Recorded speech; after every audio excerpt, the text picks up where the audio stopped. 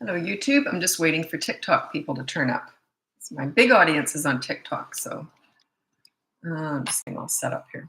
Okay. All righty.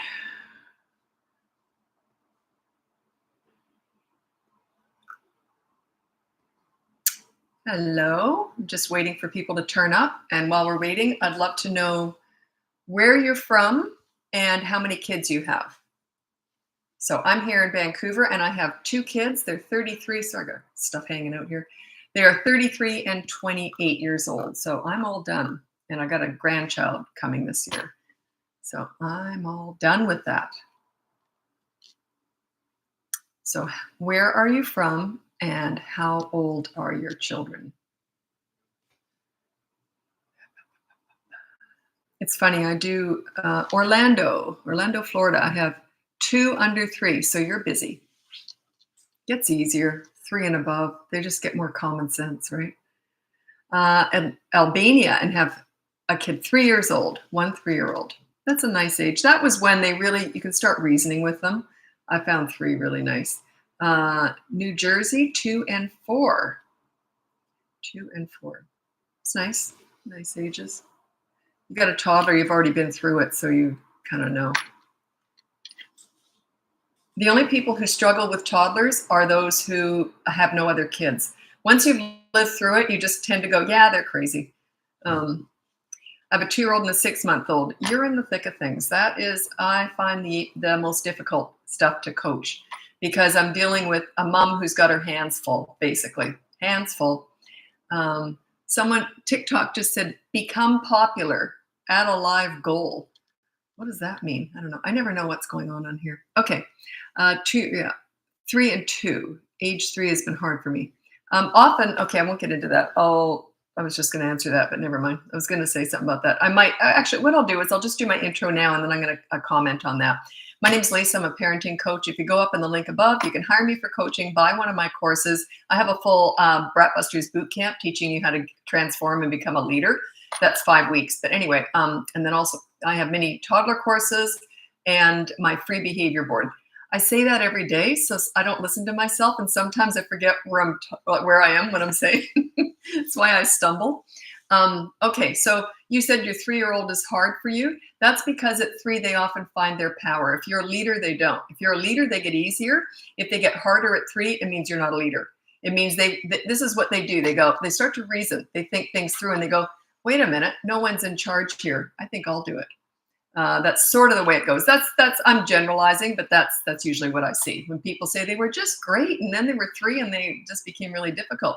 Yeah, they found their power. How can I change to become a leader? I have a full course if you're interested. It's the Bratbusters boot camp. That's up above in the link, or you can just keep watching. And it's all I talk about is leadership on here. Discipline is a tiny part of all this. It really is about connecting with your kids and making them feel good about themselves. When you're the source of their high self-esteem, they want to please you. It's just a natural thing.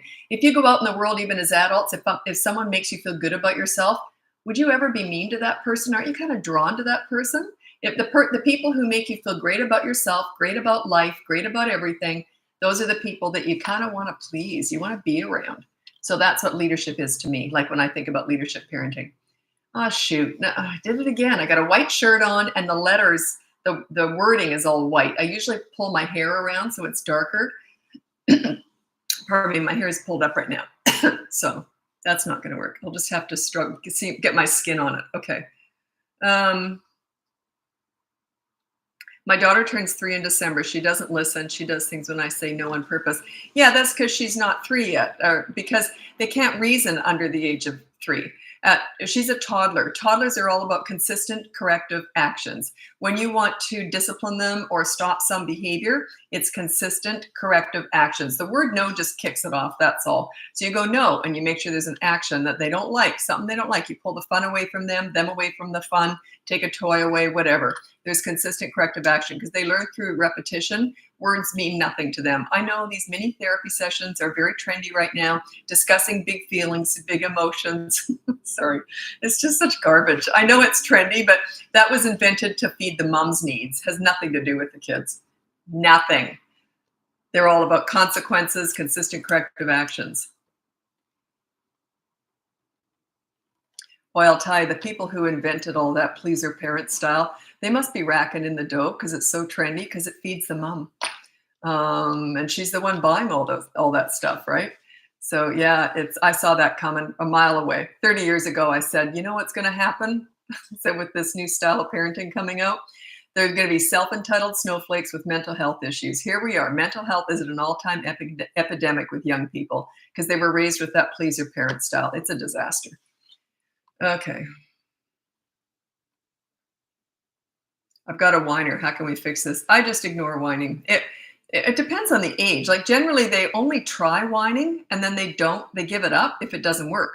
So it says to me, it's a bit of a tell. It says to me that you've taught them that. You've taught them that it's going to work. It gets attention. Any attention is tantrum food, whining food, screaming food. It's like you're feeding that by giving it attention. How do you deal with people saying bad things about your kids? I have no idea what you're talking about. Like, who is it? Parents, other kids? I don't know. I don't have any context around that question. I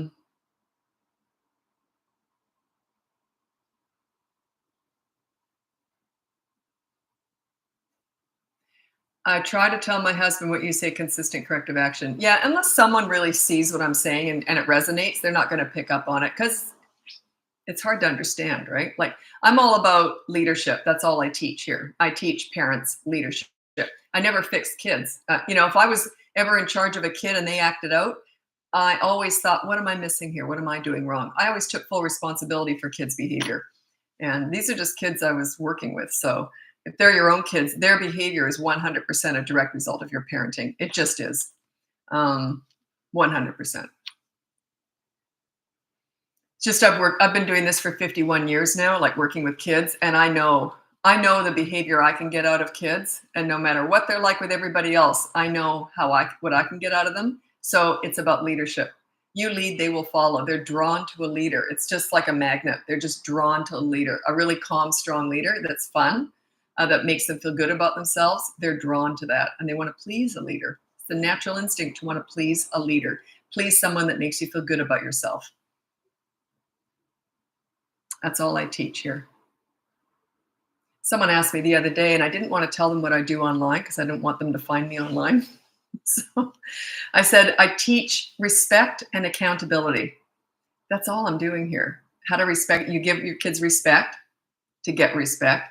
And you do that by being accountable yourself. If you yell, the kids get to punish you. Right? That's respect. You're modeling what you want from them. But you're still the leader. It's not an equal thing here. You're the leader. You're still paying the bills. You're raising them. You're the leader. But yeah, you do have to be accountable though. 1-year-old bangs his head. Yeah, they do that. They do that all the time.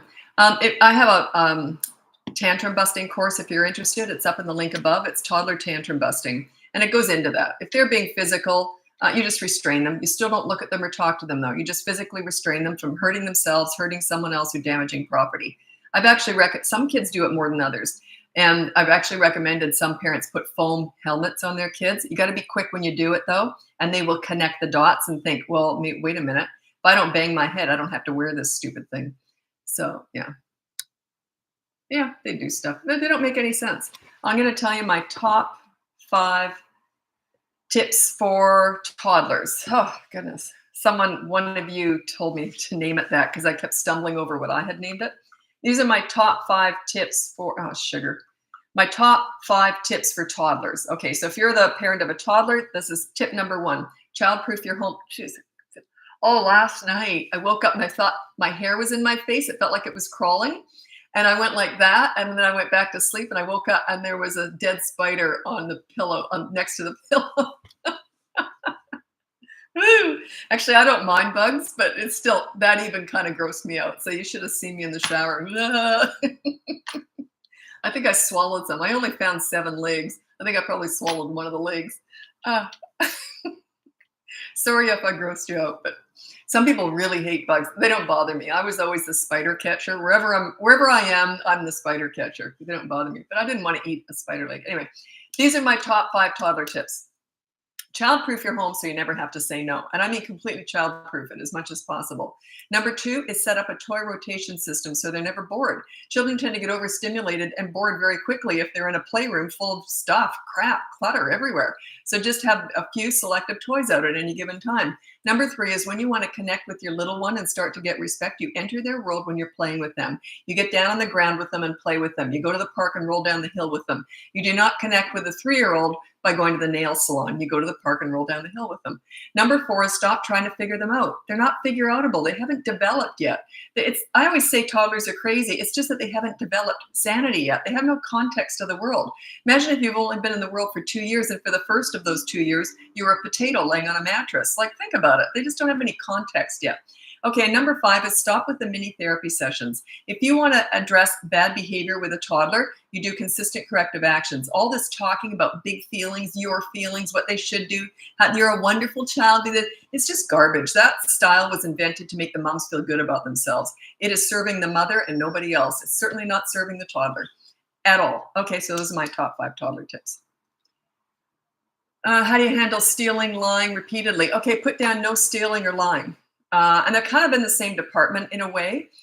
So yeah, just put no stealing or lying. And every time they do, there's a consequence. That's it. But that's a teenager. Now, teenage stuff is coaching one-on-one if you want my help with that. If you can't, just solve it with the behavior board. The behavior board's free. Coaching is not. And I would suggest 5 sessions for that. You don't discipline teenagers until you've got their respect. If you have your teenagers respect, but if they're stealing and lying, I would say you don't. You got the first 2 weeks are just getting their respect. And then we start to work on the stealing and lying. But if you're doing this on your own, just try and deal with the behavior board and see how that goes. Unless you want to hire me. If you're going to hire me, don't do anything before you hire me. A lot of people want to try to give the behavior board a go first, and you can, but it makes it harder for us to make it work when you hire me. But anyway, what are some consequences? For who? Is that the teenage one? So I've got to go back to the name.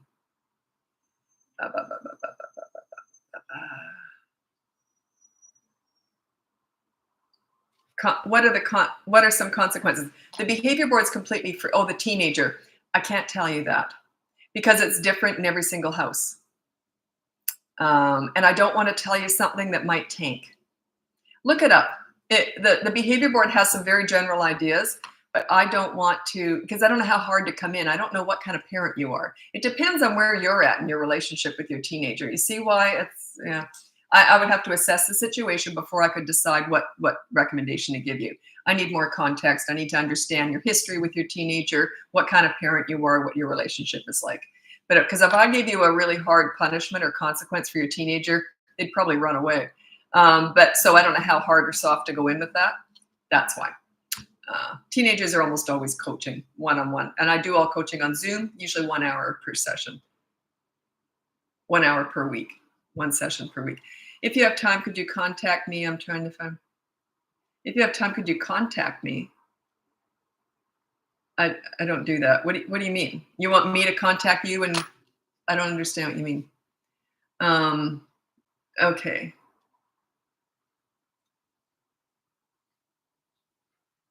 If anyone wants to get a hold of me, I don't answer questions in email because this is where I do it. This is my free stuff.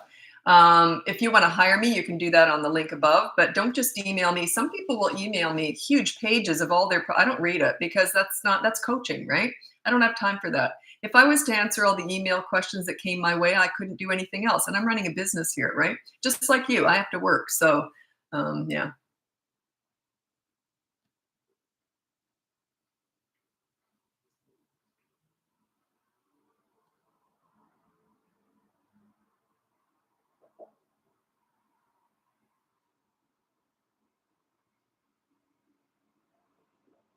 Hmm. So I'm having a hard time reading because the lettering is white and my shirt is white. What could I do? I don't have any dark clothes on me and my hair's up today. Usually I pull my hair. I keep wearing white lately. I don't know why. Is timeout for, oh God, I hate timeout. You must be brand new here. Every single live it comes up and I try not to overreact to it, but I hate timeout. I can't stand it. I think it's humiliating and mean. It would be like and think about it this way. The feelings are no different if you're an adult and your boss puts you in the corner for making a mistake. It's humiliating. It's degrading. Doesn't teach them anything. It's just shaming. It's just a shaming technique. I don't like shaming.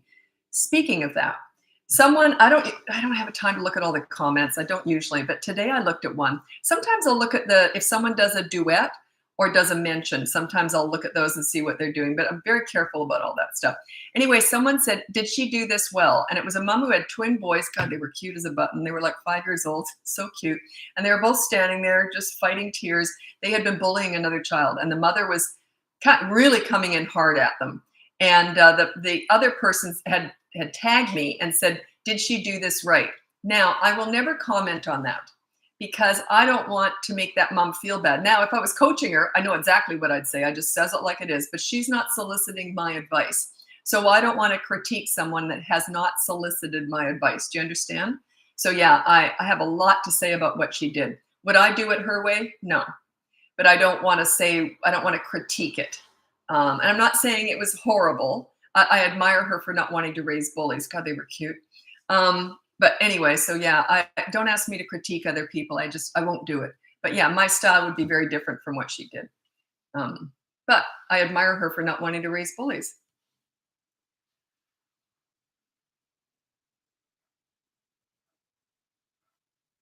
Okay, good, Brittany. I'm taking your advice and being a better leader, spending lots of time to bonding. You want to connect with your children. You want to bond with them. That is your power. That's your superpower. That was my superpower when I worked with kids for 51 years. I did it. And my superpower was I bonded with those kids. I made them feel good about themselves, even the delinquent teenagers. And when you're the source of their high self-esteem, when they're with you anyway, they are just good as gold with you. They want to please you. They're drawn to you. You make them feel good about themselves. That is your superpower with all of this. The discipline is just a tiny part of it. This is how I discipline. I say, yeah, that was stupid. What are we going to do about it? Like if it's an older kid, right? And they know me, what are we going to do about it? Yeah, okay, that's great. Okay, let's go to the park. Like big deal. Big deal that everyone makes mistakes. Don't make their mistakes a huge deal. Address them though. Don't ignore them. So yeah, that was dumb. Oh, well, what's the consequence? I know. Here's what you brush my hair for 10 minutes. I love having my hair brushed. No one ever likes it. No one I've ever had in my life likes brushing hair. I love having my hair brushed. So that would have been a consequence. Brush my hair for 10 minutes. And then while they're doing it, you're chatting, you're bonding. You see, so there's no shame in making mistakes. You don't want to shame your children. It's okay that they did something bad. That's okay. But here's the consequence for it. Like if a kid did something bad, I would say something like, boy, that was stupid. Wait to hear what I did when I was your age. And then what do you think the consequence should be? So no big deal. It's like, that's how I discipline. There's no shame. Shaming brings out the worst in people. That's why you don't put kids in a corner and time out. Shame brings out the worst in them, makes them feel like crap. Do you really want to do that to your kids? Do you want to make them feel like crap? No, of course you don't. But you just didn't know. You didn't know because timeout's so common. I can't stand it. There's 3 things I hate that are really common. One is timeout.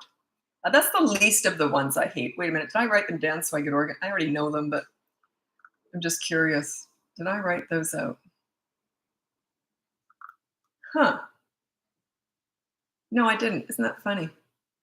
I've just done so many videos on it. Okay, just a sec. I'm gonna do another video on that. I think I just did a video on that. Pretty sure. 3 things I hate that are really common. There are 3 discipline methods that are super common that I hate. Did I just do a video on it? Isn't that funny? I thought I did. Anyway, here goes. Number 1 is the worst one. I'll save that for last. Number 3 is timeout. Can't stand it. I've already gone on enough about that. Number 2 is diversion, because you never divert with broccoli. So if they're doing something bad, you don't divert with a treat, because what you're doing is you're saying you do something bad, here's the reward. It's actually diversion is a reward. You can do that with little ones, more like just reading a book, sort of, and hoping they'll crawl into your lap. And I mean like little, like under 16 months.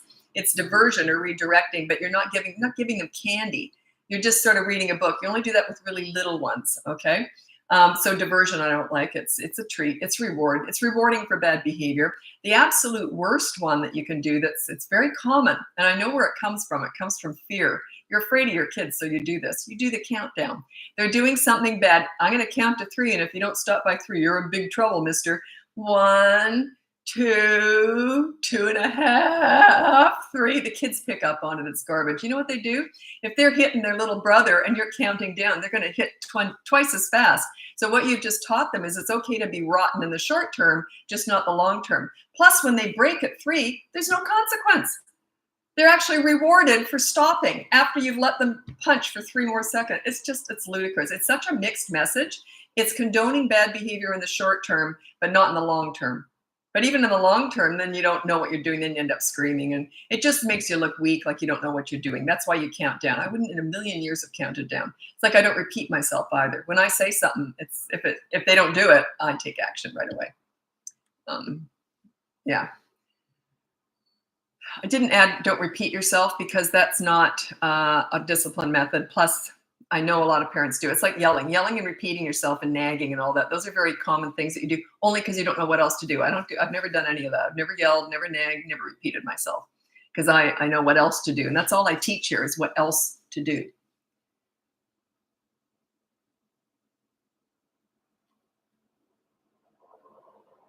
Okay, for me, it's just patience. I have 4 kids, all 1 year apart from each other. Well,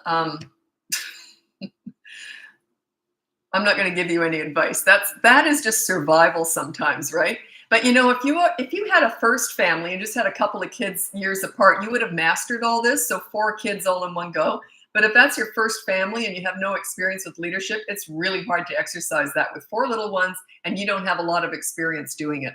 It is hard. I do this in coaching, and but yeah, it's hard. You're busy. You like my hair like that, eh? And my scrunchie. Thank you very much. This is my gym here usually. I got a whole bunch of different hairstyles, and they're all take absolutely 2 seconds to do. I hate working with my hair. I hate it. I'm very low maintenance. I hate makeup. I hate my hair. Like I hate working on myself. I just chopped off all my nails. I hate long nails because I did all that. I lived through the 80s. I was like a disco queen. I had huge hair, long nails, all dolled up, tons of makeup. I've been there. This is one of my favorite things to say, and it gets laughs every time I say it. I love vintage clothing. I just think it's really neat because I'm a sewer. I would love to take vintage clothing and make it fit and make it cute, but I can't wear vintage because I am vintage. When you're old, you just look like you're wearing your old stuff from the 70s. I always crack myself up with that one.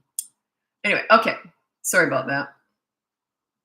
Love the shirt I have on today. This is H&M. I have 5 of them, 2 white, 2 black, and 1 tan. I always want to stock up. They're $14.99 here in Canada, but they come on for, I think they were $6.99 or $7.99. But every time they come in like that, they're all out of stock. And then by the time they're back in stock, the price is up. I don't know how they do that. It's pretty sneaky. But yeah, I stock up on these. I wear them every day pretty much. Okay.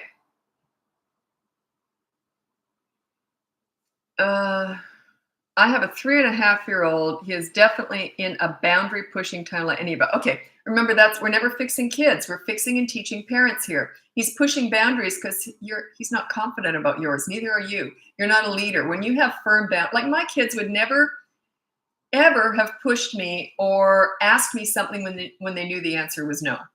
They just wouldn't have because they knew my boundaries. And I policed them. Like I was very confident in policing those boundaries. So they would never have in a million years. Like if we went to the grocery store at the checkout and they said, "Can we please get a chocolate bar?" I would have gone, "What? Are you kidding me?" Like they would never have asked because they knew that I would have considered that rude. So yeah, they would never have asked. So the odd time I would do it, give them some. But I always said, "You ask, you get nothing," because it's not a treat. It's me feeling a demand. Plus, I hate sugar and junk food anyway. But yeah, it's just a tell. You got to work on your leadership skills, and then they don't push your boundaries because they know what they are. Why would they? They only do what works. If kids know that pushing you doesn't work, they just don't do it. I've babysat tons of kids and looked after tons of other people's kids. It doesn't take them long to figure out that I know what I'm doing. Like once you're a calm leader, they're just good as gold for you. It's never about them. It's about you always, which is the best news you can get. You can only change yourself anyway. So work on yourself, work on your leadership skills. That's all I teach here. I have a full Bratbusters boot camp teaching you how to be a leader in 5 weeks if you're interested. That's up in the link above. And coaching is the next level up, or else you can just get I have mini toddler courses, or I have a free behavior board if you're interested. If you're going to hire me for coaching, Do not do that behavior board first. It makes it harder for us to set it up if you've already done it and failed. The kids are like, wait a minute, you already did that. It didn't work. So we have to work around that. How do you tell a 16-month-old not to do something? You don't. You're using words. They're about actions. 16 months old, they're all about consistent corrective actions. They are not about words. Words are for you. All this mini therapy session stuff that's so trendy right now was purely invented 30 years ago. I saw it coming. It was invented to feed the mom's needs. Has nothing to do with the toddler. Nothing. They're about actions, consistent corrective actions. In the moment, right in the moment. And it has to be 10 times out of 10. If you're correcting, just pick one behavior per week to deal with. Because you can't do, I would go in one day and deal with them all, but I kind of have, like, I'm level 10 with what I teach. If you're learning how to do this, how to exercise your leadership to get respect, just pick one rule per week. So I'm going to address this week, and every single time they do it, I'm going to come in with a quick, consistent corrective action. I whisper when I'm disciplining kids. I get very calm, slow, and quiet when I'm disciplining. I do it like this. I go, no. And then I would remove them from the fun, but I'm very slow and deliberate when I'm disciplining, very quiet. The rest of the time, I'm very loud and gregarious with kids. Because kids love loud, funny, fun, goofiness. That's my strength. That's my superpower. I always said, people used to say, how do you get such respect from kids? And I said, because I'm funny and fun. And kids love that. And then I just take it away very quickly for short periods of time if they act out. When I was looking after, when other people's kids, because I had no other leverage. All I had was my fun as a leverage, and I used it like my superpower. But you don't do that at home. You're not always fun all the time, right? But when I was working with kids, that was my leverage, was being fun. I still was very much a goofy mother, but you're not goofy 24/7. But when I was working with kids, yes, I was always in their world, always trying to be fun. That's all I had. That's all I had for leverage. How to deal with angry outbursts in a 3-year-old and 3-year-old boys? Is that tantrums? I have a tantrum busting course if you're interested. Otherwise, angry outbursts by 3 years old, 3.5 especially, they should start to be able to regulate. You don't regulate children. They regulate themselves as a result of your leadership. If you're a good leader, they can self-regulate very quickly. If you're not a leader, it takes forever. They may never self-regulate. If you're the pleaser parent, which is so trendy right now, they'll go right through the teen years having angry outbursts. It's just the way it is. Because they've got no leader, right? That they're unstable. They're emotionally unstable. The pleaser parent tends to raise self-entitled snowflakes with mental health issues. This is what you'll get. 20-year-old gets on a bus. You didn't validate my feelings. Oh, I'm just a bus driver, lady. Like, that's what you're raising if you're in that pleaser parent style. It's a disaster. I saw that coming 30 years ago. It started with participation awards. I was like, are you freaking kidding me? Moms would even complain at the school.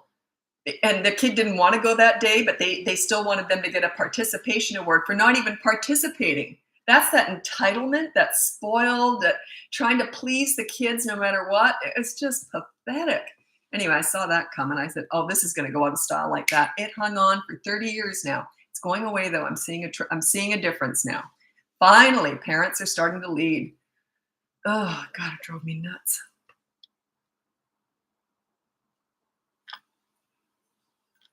Okay. So none of this applies to 2-year-olds. Yeah, it does. Consistent corrective actions applies to 2-year-olds. At 3, you don't do that. Under 3, consistent corrective actions, because they learn through repetition, not words. So yeah, that's for 2-year-olds. I have 3 toddler courses, I think, in the link above if you're interested. 5-year-old daughter recently developed a fear of the dark and sleeps in my room. Any advice? Yeah, I would say, well, there's nothing in the dark that isn't there in the light, which is what my mom used to say. And I said, yes, there is. But anyway, so I had a night light. Get the sound machine. Get the galaxy lights going in the room and say, that's it. You're going to stay in your room from now on. Take a hard line with that. Also, meet their needs. If they really, I was afraid of the dark. If they really are, say, we're going to look under the bed now. We're going to do that. And then say, and plus, I'm going to hang this over your door. This stops any bad stuff from getting in. So I would play into it. You know, make it look like, again, leadership. I'm a leader. You know what? I've studied this. I've studied what can sometimes scare kids in the dark. So here's what happens. We just put a little bit of garlic over the door. Make something up, okay? Look like a leader. If you really look like you know what you're doing, they do tend to follow. Oh, okay, I like the galaxy lights. So yeah, take charge of that. Lead. That's a good opportunity for you to exercise your leadership. Is that why our education system is failing? A lot of my clients are teachers and principals and Anyway, and they say that they're all bailing ship. They can't handle it because they're not even teaching anymore. They're just dealing with bad behavior and difficult mothers who come in and complain that their children aren't being taught, aren't being treated special. So you can just imagine these teachers, and there's nothing they can do anymore. They have no leverage. Back in my day, they used to get a ruler on the hand. I'm not saying that's a good thing, but at least the school had some power. Now the schools, God, they look at a kid wrong and the parents take them to court. You looked at my baby wrong. Well, what'd your baby do? Nothing. Like it's just they have no control anymore.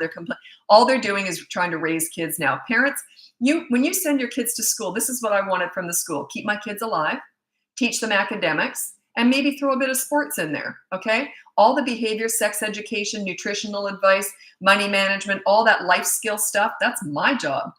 And I used to say to them, if my kids ever step a toe out of line, never discipline them.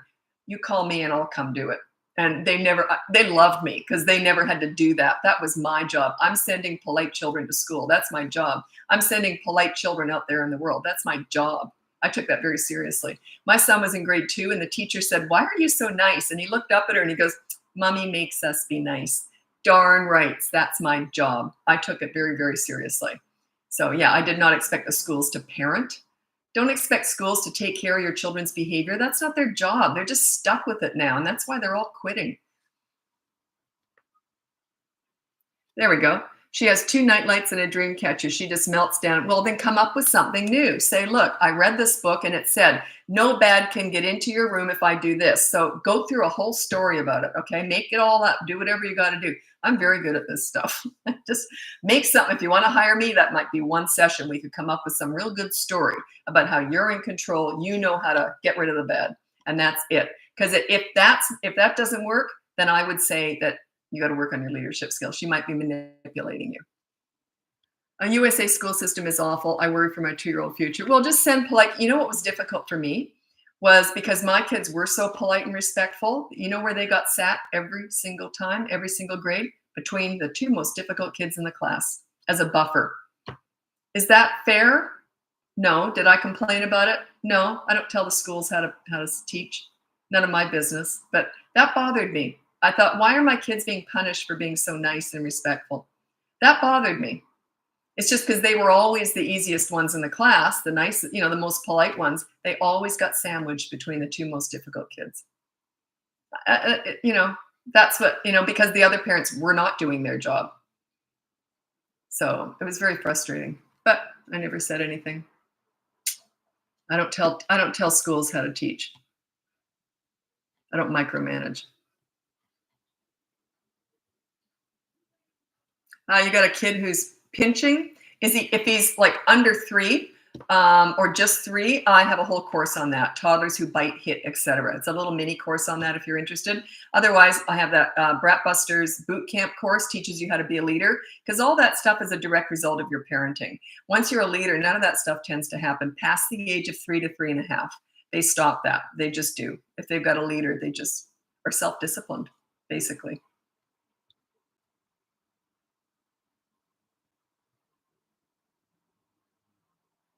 What do we do about schools teaching our kids they can change their gender? I'm not going to get into all that woke stuff now. That's not. It's like talking politics and religion. No thanks.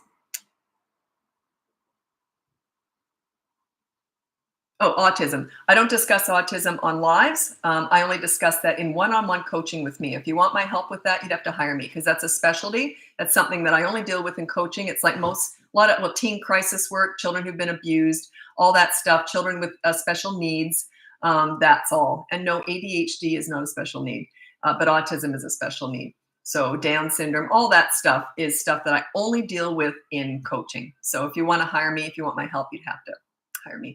That's all in the link above. It doesn't matter where you are in the world. I have no local clients. They're all over the world. Boot camp. That's my How to Get Respect in 5 Weeks. That's my course. If you look above there, if you have a 3 to 12-year-old, that teaches you how to be a leader in 5 weeks. Do not go to week 4 and week 1. Everyone wants week 4. You'll see if you look at the course why. But yeah, you have to start week 1, week 2, week 3. It's like everyone wants to drive, everyone wants to fly the plane, but you got to learn how to master the controls first. It's like that. The first 3 weeks are mastering the controls. By week 4, you can start to fly. I've been doing this for 17 years now. I know how to pace it out. I know exactly where I want to take you. What courses do you offer for teenagers? None yet. Hopefully I will one day, but because teenagers, I get the best results by coaching. That course is very close. Sorry, I lived downtown. That course, the results that you can get in the 3 to 12-year-old course is quite similar to coaching, unless you've got something out of the norm or really difficult. It's quite similar. I know there'd be a much greater variant between a teenage course and my coaching. I just do, because it's more complex, it's more personality. Do you know why? Because a lot of when I'm talking to parents of teenagers and they're really struggling, it's talking the parents off the cliff. It's a lot. I'm not a therapist, but my clients say that's what I do.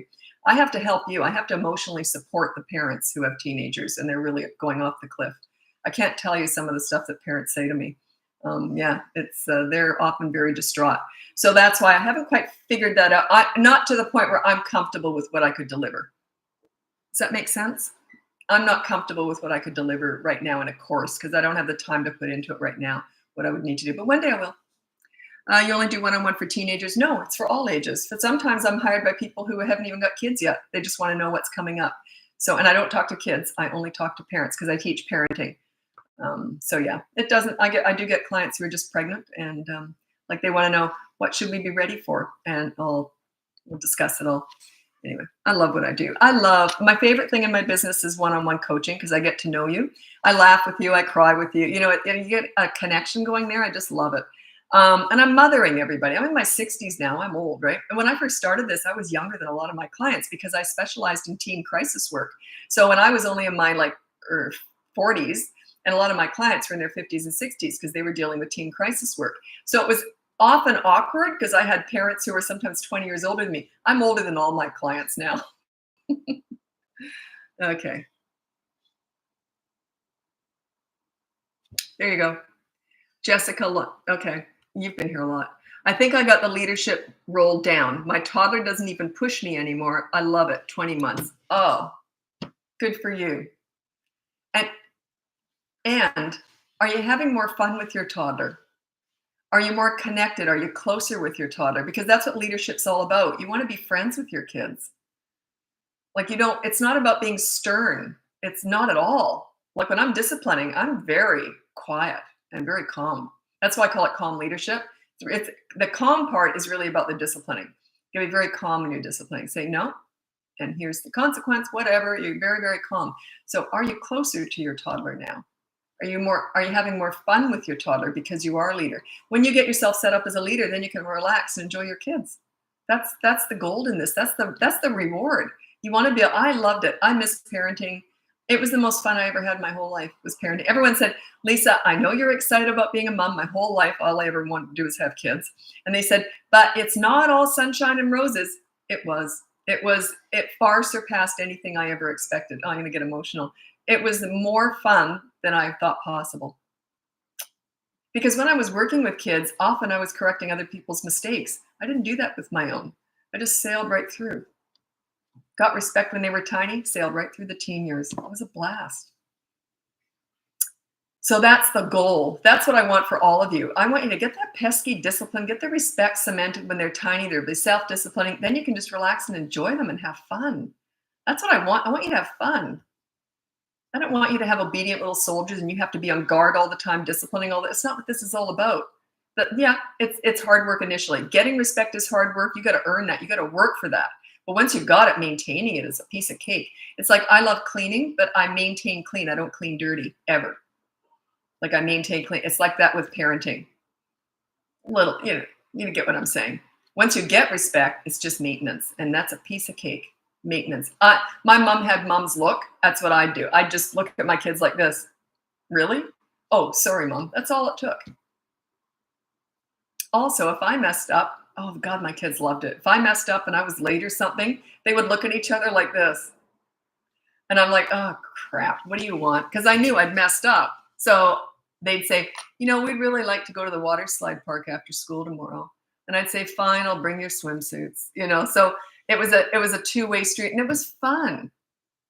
Plus their punishments were giving me a makeover, brushing my hair. I love all that stuff. So that was their punishment. And then while they're doing that, we're chatting, we're having fun. So even the discipline was fun. Does that make sense? That's what I want for you. That's where you that's the gold in all this. You just want to relax and have fun with your kids. You want to raise nice kids, high self-esteem, independent. You don't want them looking to you for everything. You want them to be problem solvers. I'll tell you a funny story. My son was 12 years old and I think he was late for something. And I said that you got two choices. You can either give me a 30-minute makeover or no PlayStation tonight.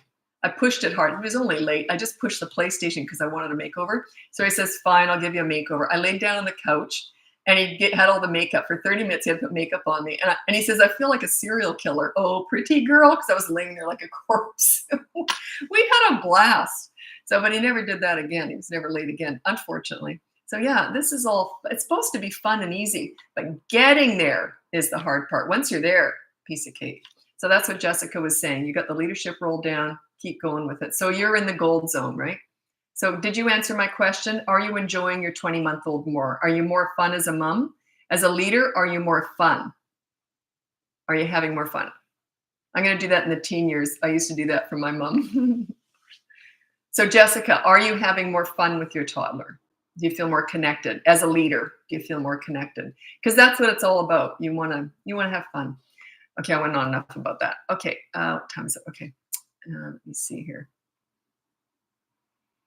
How do I get my 4-year-old boy to stop hitting and being aggressive? Okay, he's 4 years old. Use my behavior board. That's free in the link above. And you put down no hurting other people. That covers everything. Because sometimes you'll say no hitting, then they start biting or spitting or so got to be like more general with it. I always say be very specific, but no hurting other people. It covers all that stuff. And then there's a consequence when he does. So let's say he hurts a younger sibling. If he does, the consequence is that younger sibling gets to play with his favorite toy for the rest of the day. So that's one of my favorite ones. That's one of my clients' favorite consequences. They say, boy, that one works.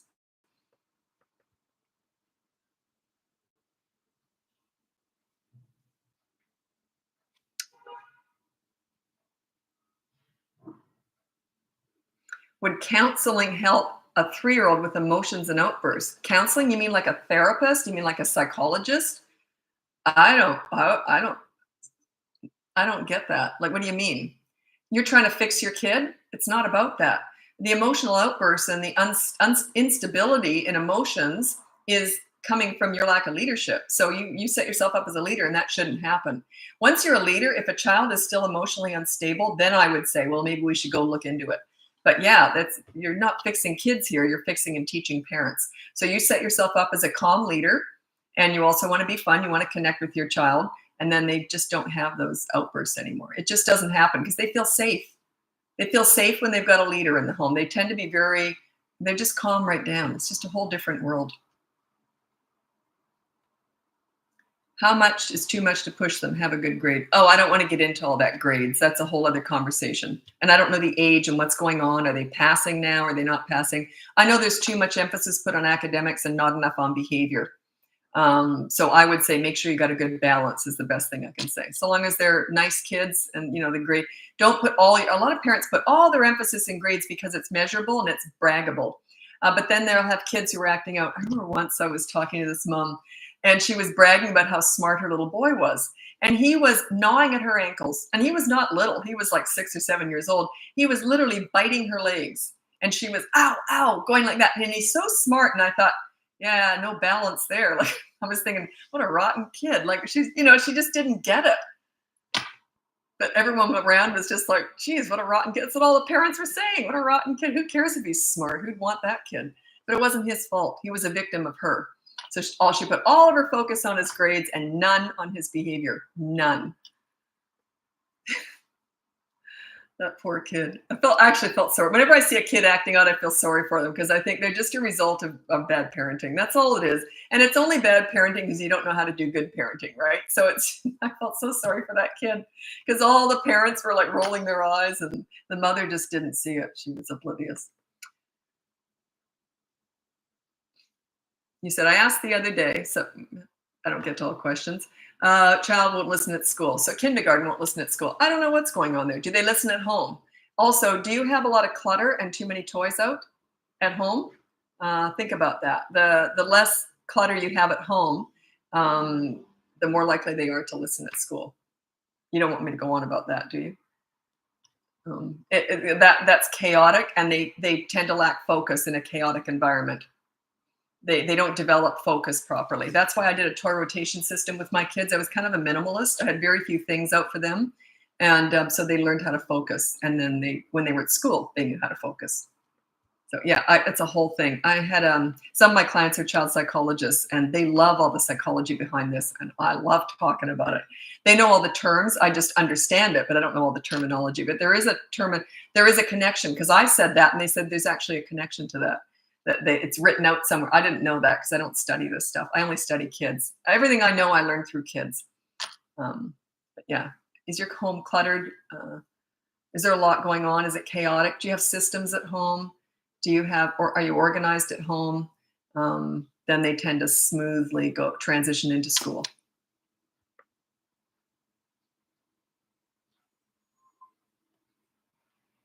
My toddler throws a tantrum at bedtime. Yeah, so just ignore it, and then finally when they calm down, or just keep putting them back in bed. Like, I just ignore that stuff.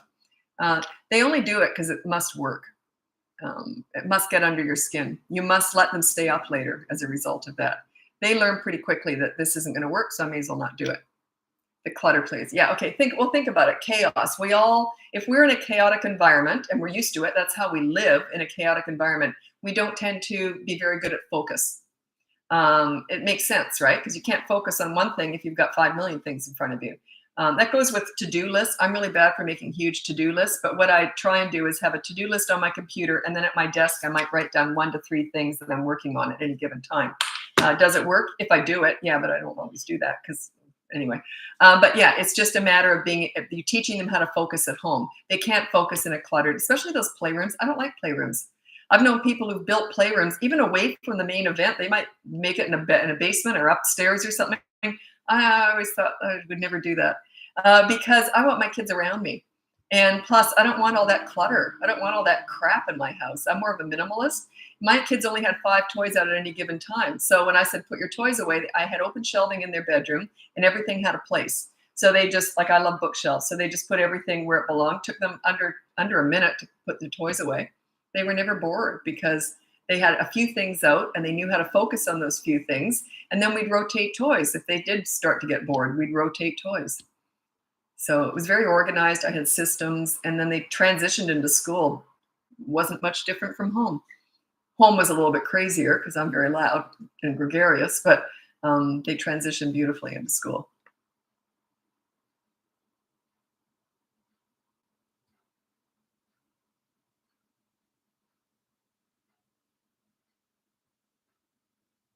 Okay. A good question, but it's kind of a contradiction too.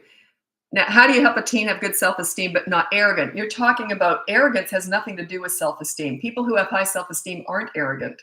Self-esteem means knowing you're a good person. Arrogant means you think you have something over other people, right? Think about it. So self-esteem, you're guiding them into being nice people. When they're nice people, they have high self-esteem. When they're arrogant, they feel like they're better than others. By the way, arrogant people usually are the most insecure people in the world. Those who need to brag and outdo everybody else are usually the most insecure people in the world. So yeah, they don't go together. Self-esteem and arrogance are complete polar opposites. Yeah. Teenage stuff. Teenagers are my favorite age. Absolutely my favorite age. I love newborns too, but teenagers are my favorite age. Yeah, they're interesting. And plus, if you're not learning about yourself and the world from your kids, because you're missing out, because they see the world through fresh eyes. And you watch them, how they start to interpret the world. I wanted my kids to be free thinkers, think for themselves. I didn't want to push all my beliefs on them, all my manners and that I did, like social skills, that kind of stuff. But I wanted them to think for themselves. And when you send out teenagers into the world, they've got way better brain power than we do, but they're not fogged up by all the baggage and experience that we have. Like, I've got 62 years of baggage. I mean, I've unpacked all the bad stuff. I'm a very positive person. But there's, you cannot help but be influenced by all those years and decades. But teenagers come in with huge brain power and intelligence, and they see the world through fresh eyes. You pay attention when they're talking. Keep an open heart and an open mind when you're with your teenagers. Think about what they're saying. They usually make a lot of sense. If you respect them, they make a lot of sense. If you don't respect them, they're going to rebel and be snotty. But if you respect them and really open up your ears and your heart and your mind, and you're going to learn from them. That's why I find teenagers fascinating. Don't get me wrong, I don't take any crap at all. But I'm very good at listening to teenagers. And that's the number one skill with teenagers, is listening to understand and show empathy. You don't listen to gather information to lecture with. Just because you've been around longer doesn't mean you're any smarter. You're probably dumber than they are. Because I've lost half my brain cells, I'm sure. As you get older, they'd start to die out. Your teenager's probably smarter. They just haven't got the common sense and the wisdom and the experience yet. But yeah, so you listen to understand and show empathy. You don't listen to gather information to lecture with. And then the number two most important skill with teenagers is negotiating. You negotiate pretty much everything. And then number three, I think I just added this 2 days ago, is you don't sweat the small stuff. Save your energy for the big stuff. Let them make mistakes. There's no shame in making mistakes. Life is messy. And the road to success is paved with failures. You don't want them to be horrible and do horrible crimes or anything. But if they mess up and make mistakes, say, yeah, that was stupid. Wait to hear what I did when I was your age. We all make mistakes. That's okay. You're learning. I make mistakes. I'm 62. I still make mistakes. Of course, like, why wouldn't you? If you're not making mistakes, you're not pushing yourself enough. You're not learning. The only way to learn is to make mistakes. If you're always just staying in your comfort zone and only doing what you're good at and only doing what you're comfortable with, you're not growing. I hope I never stop growing. I have a real sense of wonder. I'm always want to learn something new. I'm always excited by life. Like oh, that looks neat. It's funny because my daughter and I often laugh because I'm actually very easygoing. A lot of people don't think I am, but in my inner circle, I'm always the follower in my personal life. I don't like to plan anything. I don't want to decide anything. You just tell me where to go and I'll be there. Yeah, that sounds great. I don't like planning and all that. I just want to follow. But I only follow people, obviously, I love and I care about. But she says this. We always joke about this because I'll say, yeah, I hate that. I'd never do it. And she goes, well, Mom, give it a try. And I go, oh, okay. Like, I'm so easily influenced. It's hilarious. And she says, Mom, never say you'll never do anything. Because you know darn well you will. All I have to do is say, give it a go, and you will. So yeah, I'm very impressionable and very, I'm always excited by things. And that's what kids are like. I think that's why I relate to kids so well, because they get like that too. I get very excited by things. You don't want to lose that. You don't want to get stuck in your comfort zone. You don't want to be confident with everything you do in life, because then you're not learning. You've stopped growing. So that's why I encourage my kids to try and fail rather than not try at all. I'd rather see them try stuff and fail. I'm not talking about bad stuff, but you know what I'm saying. You want to encourage your kids to get out there and try and experience life. And they're all different personalities. Some are going to try more things than others, and all that. But you want to encourage them it's okay to fail and make mistakes. Anyway, I got to go. Anyway, my name's Lisa. I'm a parenting coach. If you go on the link above, you can hire me, buy one of my courses, or download my free behavior board. It's all in the link above. I've got my Bratbusters boot camp. It transforms you into a leader within 5 weeks. Hopefully, that's the goal anyway. If you're dealing with anything really challenging, that's coaching. And that boot camp is just 3 to 12-year-olds. Anyway, I got to go. Thanks so much for watching. I'll be back again tomorrow.